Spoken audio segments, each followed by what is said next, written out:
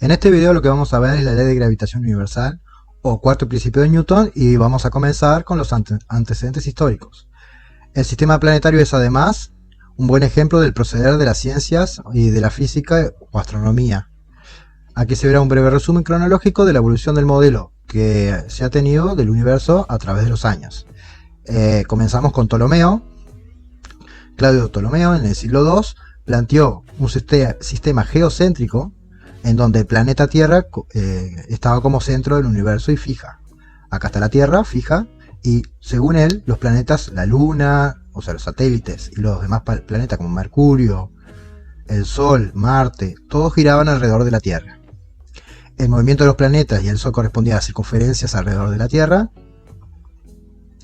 y otros planetas describían un movimiento complejo con circunferencias alrededor de otras. Por ejemplo, si miramos a Saturno, tenemos una circunferencia principal y una circunferencia pequeña que se le llama epiciclo.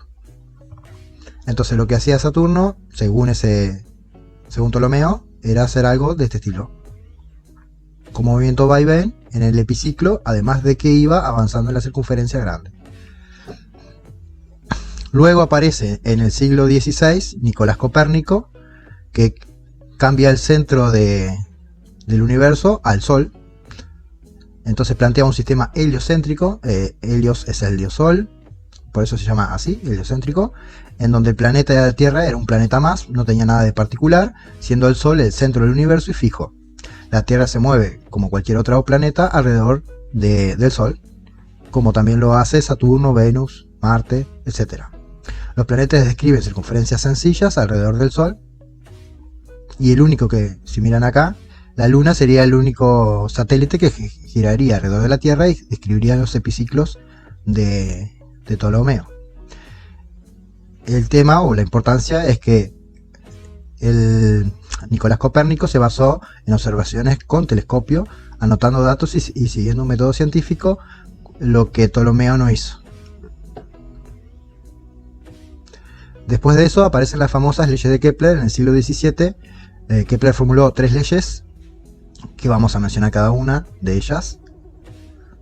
La primera ley de Kepler dice, primera ley de Kepler o ley de las trayectorias elípticas, lo que dice que todos los planetas realizan trayectorias elípticas alrededor del Sol. Este modelo no es igual que el de Ptolomeo porque no plantea circunferencias, sino que plantea elipses. En una elipse que tenemos acá, el planeta estaría describiendo la elipse. El Sol pertenece a uno de los focos de esa elipse, que es lo que dice también la ley. El Sol está en uno de los focos de la elipse. En el otro foco no hay nada, y el planeta va a tener una trayectoria elíptica alrededor de ese Sol. Entonces pasará por etapas más alejadas, que es lo que se denomina el afelio, y zonas más cercanas, que es lo que se denomina perihelio. Después tenemos una segunda ley, que se llama segunda ley de Kepler o ley de las áreas barridas, que dice que en tiempos iguales cada planeta recorre áreas barridas iguales. Ahí se ve la imagen, que es como una especie de simulador. Voy a cambiar de imagen para que se entienda lo que quiere decir. Lo que dice Kepler es que el área que barre el planeta, que forma un triángulo entre el Sol y ese planeta, esta área va a ser igual al área que está de este lado. Entonces esta área va a tener, este triángulo es de mayor altura y menor base, mientras que el otro tiene mayor base y menor altura.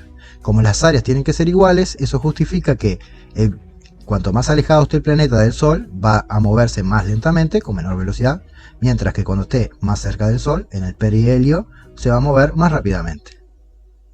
Y entonces el planeta tiene mayor velocidad cerca del Sol que alejado del mismo. Y tenemos una tercera ley, que se llama tercera ley de Kepler o ley de los periodos, que dice lo siguiente: el tiempo de una revolución o periodo, el tiempo que da una vuelta completa alrededor del Sol, al cuadrado es proporcional al cubo del semieje mayor de la órbita, y A, que está acá, es el semieje mayor de la órbita. Y entonces la relación que obtuvo Kepler es que el periodo al cuadrado es proporcional a ese valor, al semieje mayor al cubo.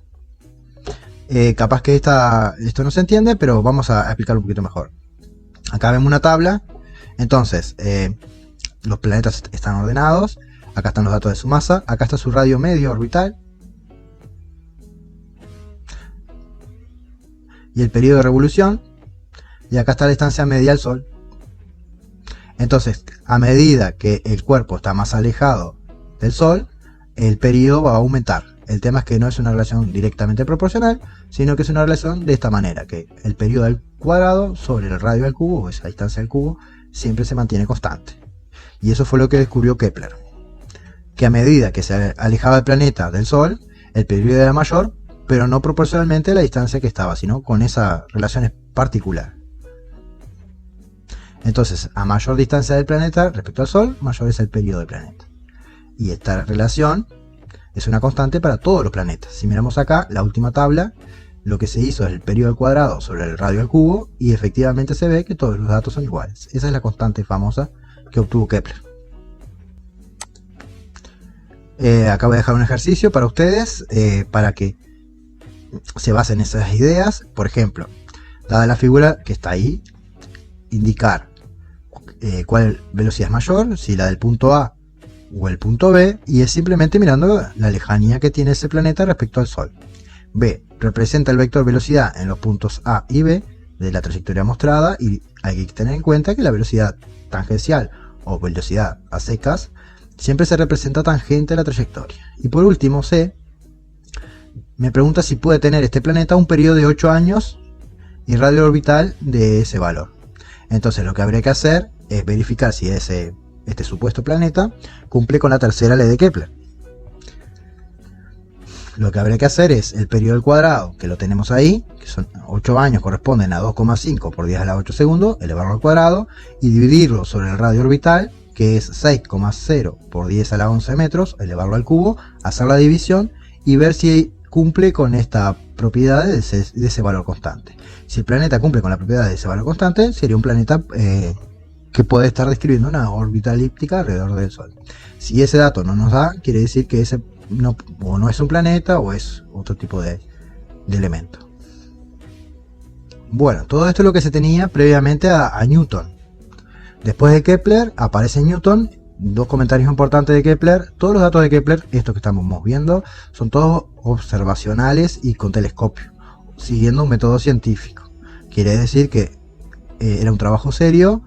Lo que no se tenía claro porque estaba pasando todas las leyes, las 3 leyes, no quedaban claras de dónde salían, qué relación había y por qué se estaban dando. Entonces aparece nuevamente Isaac Newton en el siglo mismo XVII, y lo que hace es proponer el famoso principio de gravitación universal o cuarto principio de Newton.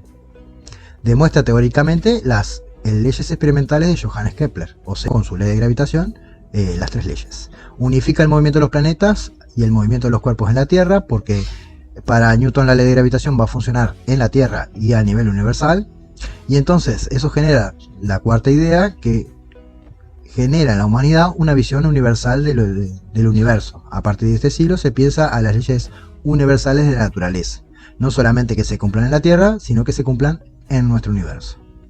Entonces la perspectiva de la física le dio, esta perspectiva de Newton dio la idea de algo universal, de que podemos salir de la Tierra y plantearnos leyes universales en todo el universo. Esta idea por sí sola ya es muy importante. Bien, vamos a qué dice el principio de Newton. Entonces la idea principal de Newton es que el movimiento curvilíneo de un planeta alrededor del Sol es debido a una fuerza que lo provoca, siendo la misma fuerza la que hace mantener los cuerpos en su superficie, como por ejemplo el peso, o por ejemplo en un planeta es esa fuerza la que lo hace curvar alrededor del Sol. Y este principio es válido en la Tierra, en Júpiter, en todo el universo, y por eso se llama ley universal.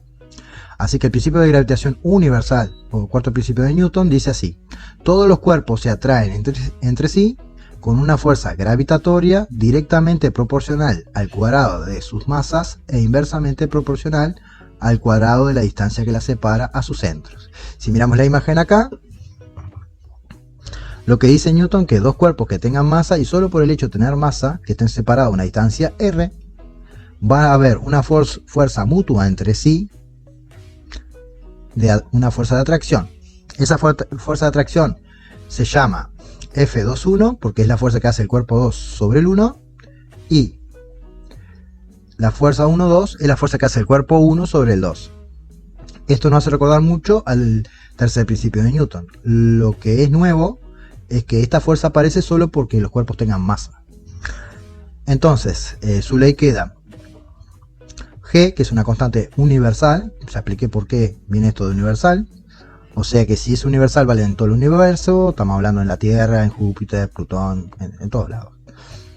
Y es el producto de las masas, como decía escrito, y dividido esa distancia que lo separa a sus centros elevado al cuadrado. Y eso es lo que dice la ley de gravitación universal, que todos los planetas se van a atraer entre sí debido a esta fuerza gravitatoria. Después otro comentario importante, que a esta fuerza que se llama gravitatoria vamos a ver que es la misma fuerza peso que siempre manejamos en los ejercicios. O si quieren al revés, la fuerza peso que actúa sobre un auto, por ejemplo, que lo hace mantenerlo sobre el piso, es la fuerza gravitatoria de interacción entre ese cuerpo y el planeta Tierra. Además, forman un par de fuerzas de interacción o de acción-reacción, que ya lo vimos, y es una de las 4 fuerzas fundamentales de la naturaleza. Esa es otra importancia que tiene. Entonces después voy a estar haciendo el ejemplo 24.5, en que vamos a ver la fuerza de atracción entre la Luna y la Tierra, y eso explica por qué la Luna se mantiene alrededor de la Tierra, ¿sí? Formando un vínculo entre ambos que no los puede separar. Es esta fuerza gravitatoria o la fuerza peso misma la que produce este efecto. Y por último voy a estar dejando un ejercicio para ustedes para que se practiquen de los conceptos que manejamos. El ejercicio 24.5 me da la masa de la Luna, la masa de la Tierra, el radio orbital de la Luna respecto a la Tierra. Me da esta imagen, esta es la Tierra, acá está la Luna girando a su alrededor. Y lo primero que me pide en la parte A es que calcule el módulo de la fuerza actuante sobre la fuerza gravitatoria que actúa sobre la Luna. Es una fuerza mutua, actúa sobre los dos cuerpos y se calcula por la ley de gravitación universal, que es G mayúscula, que es la constante universal, por el producto de las dos masas, que sería la masa de la Luna y la masa de la Tierra, dividido la distancia orbital, que sería esta de acá, al cuadrado. Entonces, lo que hay que hacer es poner la constante gravitatoria, que vale 6,67 por 10 a la menos 11 newton metro cuadrado sobre el kilogramo cuadrado, multiplicado por la masa de la Tierra y de la Luna. La de la Luna es 7,36 por 10 a la 22 kilogramos, y la masa de la Tierra es de 5,98 por 10 a la 8 metros, perdón, kilogramos, y todo esto va dividido sobre el radio orbital, que es 3,82 por 10 a la 8 metros, todo esto elevado al cuadrado. Primero que vamos a aclarar de esta cuenta es primero que es una operación bastante larga, en la calculadora ahora lo hacemos, pero acá vamos a ver un poquito el tema de las unidades. Este metro cuadrado que está acá se cancela con este metro al cuadrado que está acá, y este kilogramo cuadrado que está acá se cancela con estos 2 kilogramos. Después, no importa el orden que se pongan las masas, porque A por B es lo mismo que B por A, es una propiedad matemática, y para hacer esa cuenta lo que hay que hacer es así: 6,67 exponente menos 11 por 7,36 exponente 22 por 5,98 exponente 24, y a eso lo hacemos dividido los 3,82 exponente 8 elevado al cuadrado, que está acá, y eso nos da una fuerza de 2,01 por 10 a la 20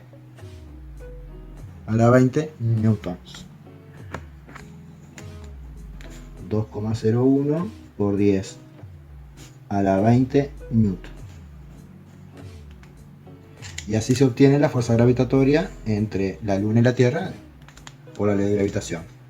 Después, la parte B me dice que represente la fuerza gravitatoria sobre la Luna en las 3 situaciones. Y ya habíamos visto que esa fuerza es una fuerza de atracción que va dirigida hacia los centros de los cuerpos.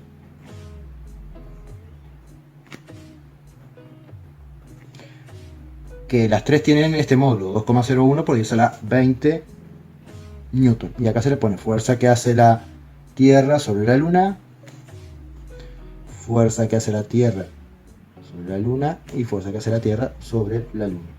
No es que estén presentes las tres fuerzas, son instantes diferentes. Esto se da en un tiempo determinado, esto se da unos cuantos días después y esto se da otros cuantos días después. Dijimos que el tiempo que demora la Luna en dar una vuelta a la Tierra es 27,3 días. Bien, y con eso tenemos hecho la parte B. Y la parte C, y última del ejercicio, me dice que explique y justifique si la Luna está o no acelerada. Y bien, sobre la Luna, en cualquiera de las situaciones, solo está actuando una fuerza. Y por el segundo principio de Newton,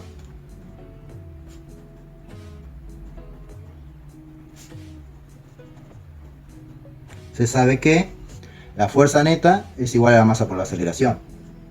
Como en este caso tenemos una fuerza actuando sobre el cuerpo, en el caso de la Luna, tiene que estar acelerado. Por lo tanto, si está acelerado o no, la respuesta es que sí que está acelerado. Voy a correr un poquito acá.